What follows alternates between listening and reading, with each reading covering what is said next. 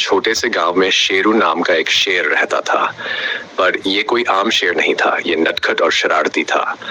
शेरू को जंगल के बाकी जानवरों से दोस्ती करने का मन नहीं करता था। उसे तो गांव के लोगों की तरह जिंदगी जीने का शौक था। उसे सबसे ज्यादा मजा आता था रात को साइकिल चलाने में। हर रात जब गांव के लोग सो जाते, शेरू अपनी पुरानी सी साइकिल उठाता और जंगल के बीच साइकिल चलाने निकल पड़ता। एक रात शेरू हमेशा की तरह अपनी साइकिल पर निकला। चांदनी रात थी और हवा भी ठंडी ठंडी बह रही थी।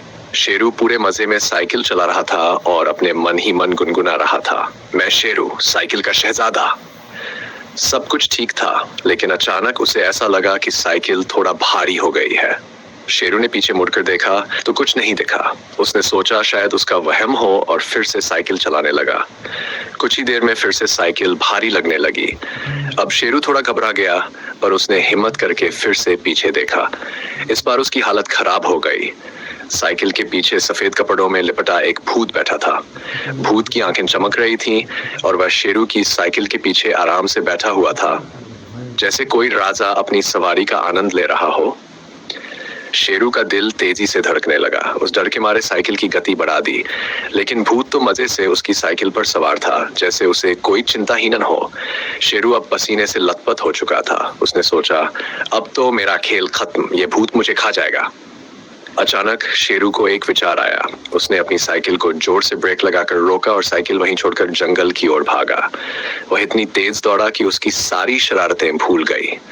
उसकी पूंछ हवा में लहरा रही थी और दिमाग में एक ही बात थी, जान बची तो लाखों पाए। भागते भागते शेरू गांव के पास पहुंचा और सीधा अपने घर में घुस गया। वह हांफते हुए चारपाई पर गिर पड़ा। उसकी हालत इतनी खराब थी कि वह बोल भी नहीं पा रहा था। उसकी पत्नी ने उसे देखकर पूछा, अरे शेरू, क्या हुआ? तुम तो साइकिल चलाने गए थे, इतना क्यों हांफ रहे हो? शेरू ने हकलाते हुए कहा, बप भूत। साइकिल पर बप भूत बैठा था। पत्नी हंस पड़ी, अरे भूत कुछ नहीं होता, तुमने ज्यादा डरावनी कहानियां सुन ली होंगी। शेरू ने कहा, नहीं नहीं, मैंने खुद देखा, वह मेरी साइकिल पर बैठा था। अगली सुबह जब शेरू अपनी साइकिल लेने वापस जंगल गया तो